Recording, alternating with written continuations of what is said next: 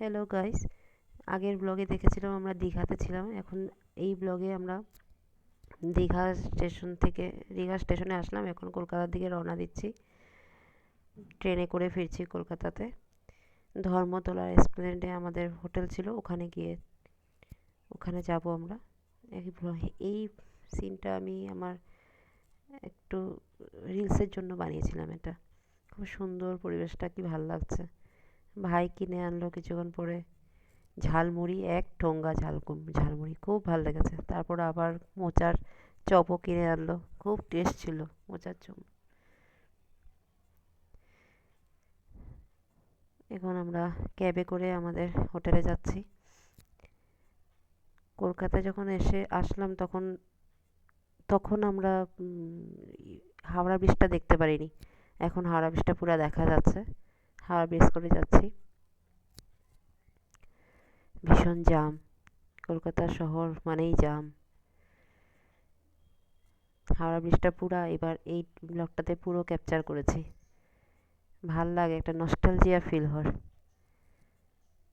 আমি যখন মা বাবার সঙ্গে ছোটবেলায় এসেছিলাম তখন এই হাওড়া ব্রিজের এই সামনে যে ফুটপাত, এই ফুটপাত দিয়ে আমরা হেঁটে গিয়েছিলাম আমি।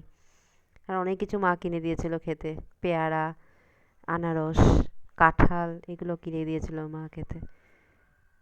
এখন পসিবল না, কারণ কি এখন বহুত বিজি। আমরা শর্ট টাইমে এসেছি ভাইয়ের সঙ্গে, ভাই নিয়ে এসেছে বললামই তো। ভাইয়ের বউ সবাই মিলে সকলে এত ফুর্তি করেছি আমরা এবার। বহুত ফুর্তি করেছি, বহুত। ভগবান যেন আবার আমাদেরকে এরকম সবাইকে নিয়ে যায়। অ্যাকচুয়ালি যে কোনো জায়গাতেই সবাই মিলে যদি যাও, ফ্যামিলির সাথে যাও, বহুত বহুত আনন্দ ফুর্তি হয়, বহুত আনন্দ ফুর্তি হয়।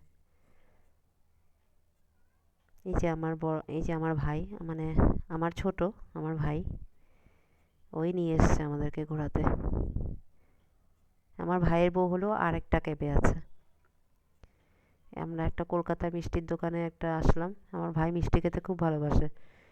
তো আমি ফটো তুলছিলাম, ওর মালিক বললো যে ফটো তুলতে না, আমি কেটে দিলাম ওই জায়গাটা। এখানে মালপোয়া, ভাই খুব মালপোয়া ভালোবাসে, malpua. So guys, thank you for watching.